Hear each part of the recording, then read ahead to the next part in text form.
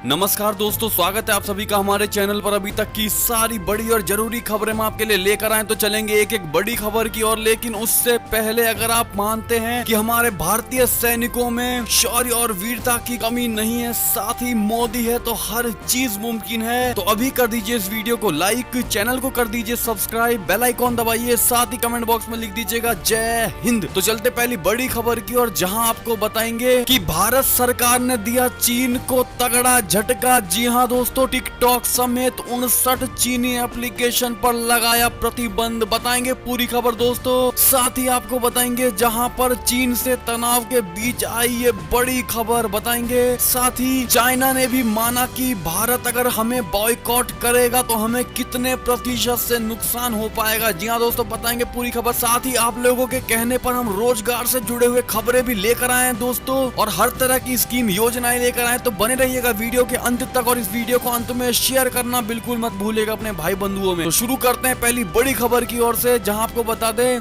भारत सरकार ने दिया चीन को तगड़ा झटका। टिकटॉक समेत 59 चीनी एप्लीकेशन पर लगाया प्रतिबंध। जी हां दोस्तों, आपको बता दें चीन को भारत सरकार से बड़ा झटका देते हुए टिकटॉक समेत 59 चीनी एप्लीकेशन बैन कर दिया गया है। येलो और कैम स्कैनर पर भी प्रतिबंध लगा दिया गया है। भारत और चीन के बीच सीमा विवाद के बाद से ही टिकटॉक एप्लीकेशन को बैन करने की मांग चल रही थी। इसके अलावा यूसी ब्राउजर, शेयर इट जैसे और भी बहुत सारे चर्चित एप्लीकेशन जो कि आप स्क्रीन पर फोटो में देख सकते हैं दोस्तों। इससे पहले भारतीय सुरक्षा एजेंसियों से चीनी एप्लीकेशन की एक सूची तैयार कर केंद्र सरकार से उन पर रोक लगाने की अपील की गई थी। इसके पीछे ये दलील दी गई थी कि चीन भारतीय डेटा हैक कर सकता है। सरकार की ओर से जारी आदेश के अनुसार सरकार ने उन 59 मोबाइल एप्लीकेशन को प्रतिबंधित किया है जो भारत की संप्रभुता और अखंडता, भारत की रक्षा, राज्य की सुरक्षा और सार्वजनिक व्यवस्था के लिए खतरनाक थे। ऐसे में दोस्तों भारत सरकार की ओर से लिए गए इस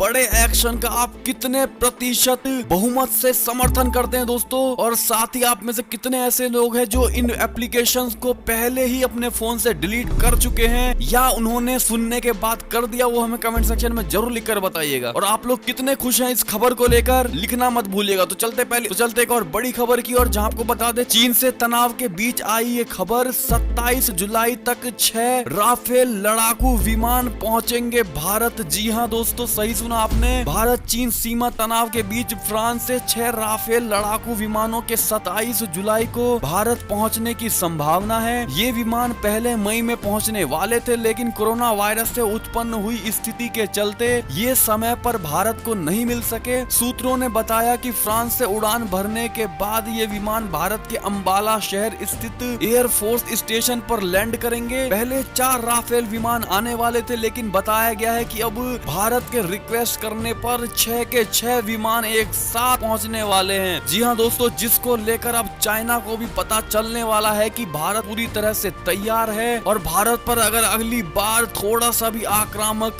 रवैया दिखाया तो भारत हमें नहीं बख्शेगा। तो दोस्तों ये चाइना भी समझ चुका है। ऐसे में आपकी क्या राय है दोस्तों, इस खबर को लेकर जरूर बताइएगा। और आप में से कितने ऐसे लोग हैं जो ये मानते हैं कि भारत अब नहीं छोड़ने वाला चाइना। चलते एक और बड़ी खबर की ओर, जहां आपको बता दे ड्रैगन ने माना बॉयकॉट चाइना से होगा भारी नुकसान। 30 से 50% तक कम हो जाएगा व्यापार। जी हाँ दोस्तों, बता दे पूर्वी लद्दाख में भारत चीन सैनिकों के बीच झड़प के बाद देश में शुरू हुए बॉयकॉट चाइना मुहिम का असर दिखने लगा है। अब खुद चीन ने माना है कि इससे उसे काफी नुकसान होगा, और भारत के साथ व्यापार इसी साल 30 से 50% कम हो सकता है। क्योंकि भारत के साथ वो ट्रेड मुनाफे में है, आपको बता दे दोस्तों, इसलिए व्यापार कम होने से चीन को ही बड़ा नुकसान होगा। चीन की कम्युनिस्ट पार्टी के मुखपत्र ग्लोबल टाइम्स ने लिखा है कि चीन के खिलाफ भारत में बढ़ते राष्ट्रवाद का असर आर्थिक मुद्दों पर पड़ा है। कोरोना के साथ जोड़ दे तो द्विपक्षीय व्यापार इस साल 30% कम हो जाएगा, और ये गिरावट 50% तक हो सकती है। जी हाँ दोस्तों, ऐसे में आपकी क्या राय है दोस्तों, क्या हम सबको मिल करके और अन्य देशों को भी मिल करके चाइना को पूरी तरह से बॉयकॉट कर देना चाहिए, जरूर बताइएगा। चलते और बड़ी खबर की ओर, जहां आपको बता दें भारत और भूटान मिलकर हाइड्रो इलेक्ट्रिक प्रोजेक्ट को देंगे अंजाम। दोनों देशों ने किए हस्ताक्षर। जी हाँ दोस्तों, बता दें आपको भारत और भूटान ने हाइड्रो इलेक्ट्रिक प्रोजेक्ट को लेकर एक समझौता किया है। इसे लेकर भारत भारतीय विदेश मंत्री एस जयशंकर और उनके समकक्ष भूटान के विदेश मंत्री टांडी दोरजी ने सोमवार को एक समझौते पर हस्ताक्षर किए हैं। इस समारोह में एक वीडियो कॉन्फ्रेंसिंग के जरिए हिस्सा लिया गया था। इसके तहत दोनों देश 600 मेगावाट के खोलांगचू हाइड्रो इलेक्ट्रिक प्रोजेक्ट का निर्माण करेंगे। ये परियोजना 2025 की दूसरी छमाही में पूरी होने की उम्मीद है। बता दें कि ये समझौता भूटान के डुक ग्रीन पावर कॉरपोरेशन और भारत के सतलज जल विद्युत निगम लिमिटेड के बीच हुआ है। ये दोनों मिलकर इस परियोजना को अंजाम देंगे। यह परियोजना पूर्वी भूटान में त्रासियांगसे जिले में खंगोलचू नदी के निचले हिस्से पर स्थित है। ऐसे में दोस्तों आप इस एक्शन को अगर उचित मानते हैं, भारत के साथ भूटान का हाइड्रो इलेक्ट्रिक प्रोजेक्ट को लेकर समझौता सही मानते हैं तो जरूर बताइएगा। चलते एक और बड़ी खबर की और जहां आपको बता दें 3 महीने बाद पाकिस्तान ने फिर खोला करतारपुर कॉरिडोर। नहीं पहुंचा कोई भी भारतीय तीर्थ यात्री। जी हां दोस्तों, पाकिस्तान ने सोमवार को 3 महीने से अधिक समय बाद करतारपुर गलियारे को फिर से खोल दिया है। इस गलियारे को कोरोना महामारी के कारण अस्थायी रूप से बंद कर दिया गया था। एक शीर्ष अधिकारी ने ये जानकारी दी। अधिकारी ने बताया कि लेकिन कोई भी भारतीय तीर्थ यात्री गुरुद्वारा दरबार साहिब नहीं आ पाया। चलते और बड़ी खबर की और जहां आपको बता दें नेपाल से आज ये खबर, भारत विरोध पर अकेले पड़े ओली। अपने ही विदेश मंत्री ने दी सीख, कहा कोई खराब ना करे हमारा रिश्ता। जी हाँ दोस्तों, बता दें चीन की कम्युनिस्ट पार्टी के इशारे पर चलकर भारत विरोधी भावनाओं को भड़काने वाले नेपाल के प्रधानमंत्री केपी शर्मा ओली पूरी तरह अलग थलग पड़ गए हैं। यहाँ तक कि उनके ही विदेश मंत्री ने कह दिया है कि भारत और नेपाल के रिश्ते में किसी को कड़वाहट नहीं घोलनी चाहिए। केपी शर्मा ओली ने एक दिन पहले ही अपनी नाकामियों का ठीकरा भारत के सिर पर फोड़ने की कोशिश की और यहाँ तक कहा कि उन्हें सत्ता से हटाने के लिए नई दिल्ली और काठमांडू में साजिश रची जा रही है। ऐसे में आप किस प्रकार से जवाब देना चाहेंगे दोस्तों नेपाल को, जरूर बताइएगा प्रधानमंत्री नरेंद्र मोदी के बिहाफ पर। चलते और बड़ी खबर की और जहां आपको बता दें डोनाल्ड ट्रंप की गिरफ्तारी का आदेश इस देश ने जारी किया वारंट। जी हां दोस्तों, ईरान ने शीर्ष ईरानी जनरल कासिम सुलेमानी की मौत को लेकर अमेरिकी राष्ट्रपति डोनाल्ड ट्रंप के लिए गिरफ्तारी वारंट जारी किया है। तेहरान के अभियोजक अली अल कासिम हर ने डोनाल्ड ट्रंप और 35 लोगों पर शीर्ष ईरानी जनरल की हत्या में शामिल रहने का आरोप लगाते हुए इंटरपोल से मदद मांगी है। इस खबर को लेकर दोस्तों आप किस प्रकार से अपनी अभिक्रिया देंगे दोस्तों ईरान को लेकर जो डोनाल्ड ट्रंप को गिरफ्तारी की बात कर रहे हैं, जरूर बताइएगा। चलते और बड़ी खबर की और जहां आपको बता दें समुद्र में चीन की चाल को रोकने की तैयारी, नेवी ने उठाया बड़ा कदम। जी हां दोस्तों, हिंद महासागर में चीन की चाल पर नजर रखने के लिए भारतीय नौसेना ने पोतों की संख्या बढ़ाई है। इनके माध्यम से नेवी सर्विलांस मिशन को बढ़ा रही है। अब चप्पे चप्पे पर चीन पर नजर रखी जाएगी। इसके अलावा चीन संग पूर्वी लद्दाख में चल रही तनातनी के बीच भारतीय सेना और जापानी नौसेना ने हिंद महासागर में संयुक्त युद्धाभ्यास किया। जापानी नौसेना ने बताया कि Japan maritime self defence force के जेएस काशिमा और जेएस शिमायुकी ने भारतीय नौसेना के आईएनएस राणा और आईएनएस पुलिस के साथ युद्धाभ्यास किया है। ऐसे में दोस्तों भारत हर प्रकार से अपने आप को मजबूत करने की कोशिश में लगा हुआ है, चाहे वो थल सेना हो या वायु सेना, हर तरह से अपने आप को स्ट्रॉन्ग कर रहा है दोस्तों। ऐसे में आप क्या राय देना चाहेंगे अपने जवानों को, जरूर बताइएगा कमेंट सेक्शन में लिख के। और किस प्रकार से मजबूत कर सकते हम अपने भारत को, बताना मत भूलिएगा। चलते और बड़ी खबर की और जहां आपको बता दें कि पीओके में स्कार्दू एयरबेस पर दिखा चीनी फाइटर एयरक्राफ्ट, भारत के खिलाफ बड़ी साजिश की आशंका। जी हाँ दोस्तों, पीओके में स्कार्दू एयरबेस पर चीनी वायुसेना की हरकतों ने भारतीय एजेंसियों को चौकन्ना कर दिया है। केवल जून के महीने में ही 40 से ज्यादा चीनी फाइटर जेट के 10 स्कार्दू गए हैं। आशंका है कि स्कार्दू का इस्तेमाल चीनी वायुसेना भारत में हमले करने की तैयारी कर रही है। स्कार्दू की लेह से दूरी लगभग 100 किलोमीटर की है और ये किसी भी चीनी एयरबेस की तुलना में बहुत ज्यादा पास है। इसलिए इस बात की आशंका बढ़ गई है कि चीन स्कार्दू एयरबेस की क्षमताओं को परख रहा है ताकि इसका इस्तेमाल किया जा सके। यानी अब भारत को दोहरे मोर्चे पर लड़ने के लिए खींचने की तैयारी हो रही है। ऐसे में आपकी क्या राय है दोस्तों, जरूर बताइएगा। चलते और बड़ी खबर की और जहां आपको बता दें कि चीन पाकिस्तान मिलकर कर रहे भारत के खिलाफ साजिश, डोभाल ने 7 साल पहले ही किया था आगाह। जी हाँ दोस्तों, एक और खबर की माने तो अब नेपाल की तरह श्रीलंका ने भी भारत के खिलाफ चला चीन का कार्ड। जी हाँ दोस्तों, दुनिया भर में चीनी निवेश और कर्ज के नुकसान को समझाने के लिए श्रीलंका का उदाहरण दिया जाता है। कर्ज नहीं चुका पाने की स्थिति में श्रीलंका को रणनीतिक रूप से अहम हम्बनटोटा बंदरगाह चीन को सौंपना पड़ा था। इसके बावजूद श्रीलंका एक बार फिर कर्ज के लिए चीन का रुख कर रहा है। द हिंदू की रिपोर्ट के मुताबिक कोरोना महामारी के संकट में श्रीलंका आर्थिक संकटों का सामना कर रहा है। ऐसे में उसने पहले भारत सरकार से कर्ज भुगतान को टालने की अपील की थी। हालांकि 4 महीने बीतने के बाद भी इसे लेकर कोई फैसला नहीं किया जा सका। विश्लेषकों का कहना है कि अब नेपाल की ही तरह श्रीलंका भी भारत के साथ चीन कार्ड खेल रहा है। ऐसे में दोस्तों, आप श्रीलंका को किस प्रकार का राय देना चाहेंगे दोस्तों भारत को लेकर, जरूर दीजिएगा कमेंट सेक्शन में लिख के। एक और खबर की माने तो 1 जुलाई से शुरू हो जाएगी 4 धाम यात्रा। जी हाँ दोस्तों, इन लोगों को होगी यात्रा की अनुमति। बता दें कि बाहरी राज्यों से आने वाले उत्तराखंड निवासी क्वारंटाइन प्रक्रिया पूर्ण होने के बाद ही 4 धाम यात्रा कर सकेंगे। जी हाँ दोस्तों, चलते एक और बड़ी खबर की और जहाँ आपको बताते हैं जिसके लिए चीन पर थे निर्भर, अब उसका भारत करेगा निर्यात,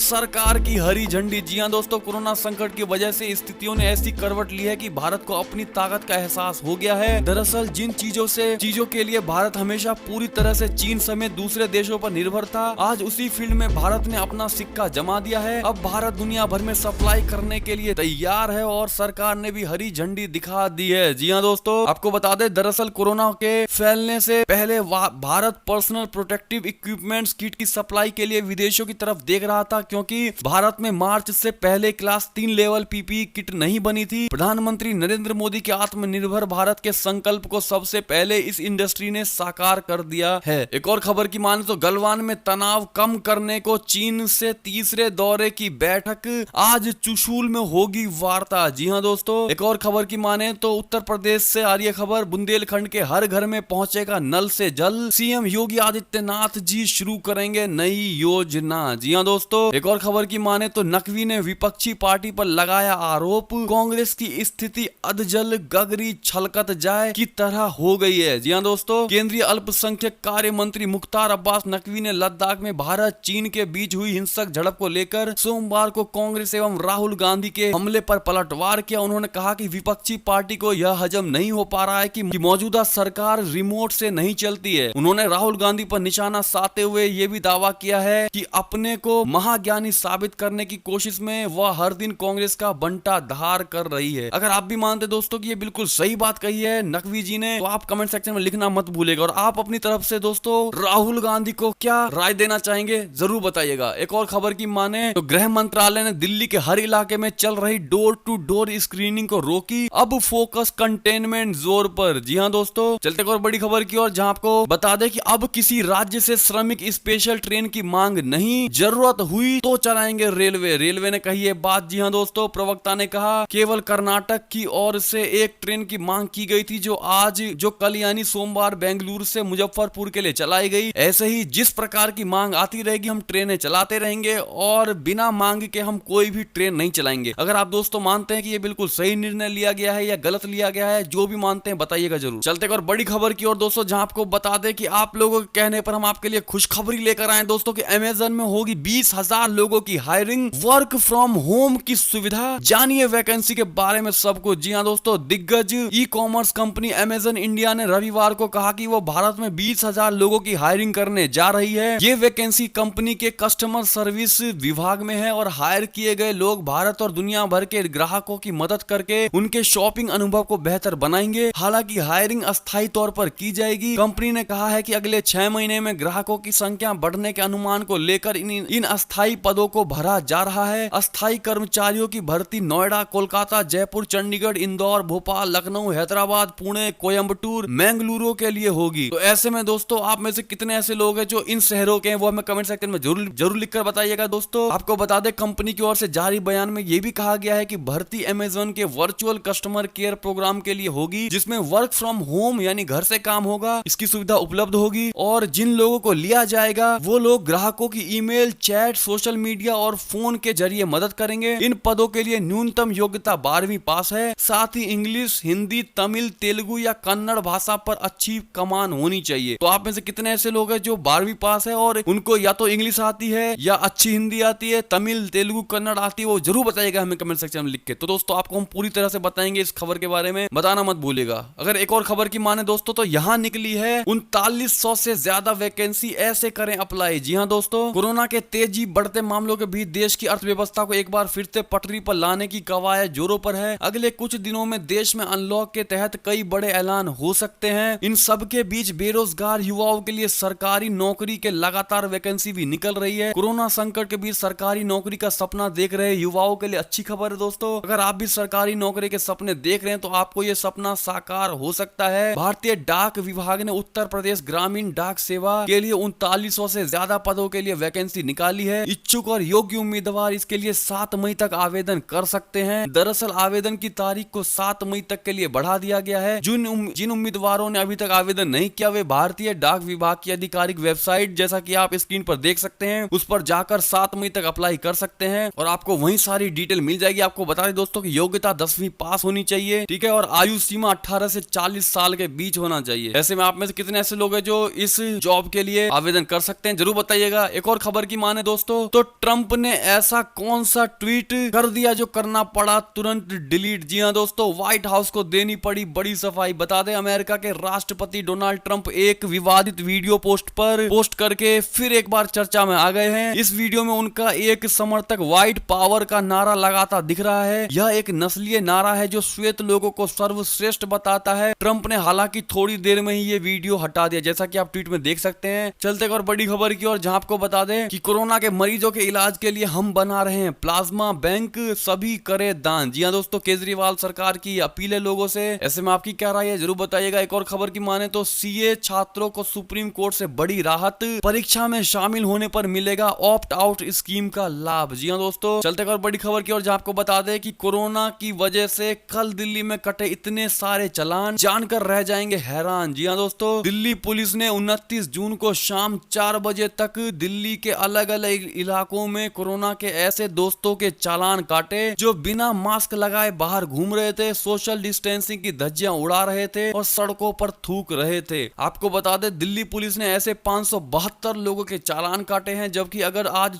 अगर कल शाम 4 बजे तक के कुल चालानों की बात करें तो जब से बिना मास्क लगाए बाहर निकलने पर सरकार ने जुर्माना लगाने का आदेश दिया था, तब से आज तक कुल 17,919 लोगों के चालान काटे जा चुके हैं। जी हाँ दोस्तों, ऐसे में आप में से कितने ऐसे लोग हैं जो पूरी तरह से सरकार की बातों का पालन कर रहे हैं और उनका आज तक कोई चालान नहीं कटा है, जरूर बताइएगा, हम आपके लिए बधाई देंगे। और दोस्तों ये थी अब तक की सारी बड़ी खबरें। आपको हमारी खबरें कैसी लगी, जरा भी अच्छी लगी दोस्तों तो कमेंट सेक्शन में लिख दीजिएगा और इस वीडियो को अपने भाई बंधुओं में शेयर करना बिल्कुल मत भूलिएगा दोस्तों। और अभी कर दीजिए इस वीडियो को लाइक, चैनल को कर दीजिए सब्सक्राइब, बेल आइकॉन दबाइए, साथ ही कमेंट सेक्शन में लिख दीजिएगा जय हिंद जय भारत। और दोस्तों जाते जाते आप हमें ये जरूर बता दीजिएगा कि हम आगे से आपके लिए जो खबर लेकर आए उसमें रोजगार से जुड़ी खबरें होनी चाहिए या नहीं होनी चाहिए, अपनी बात जरूर रखिएगा दोस्तों, ताकि हम उस पर विचार कर सकें। धन्यवाद।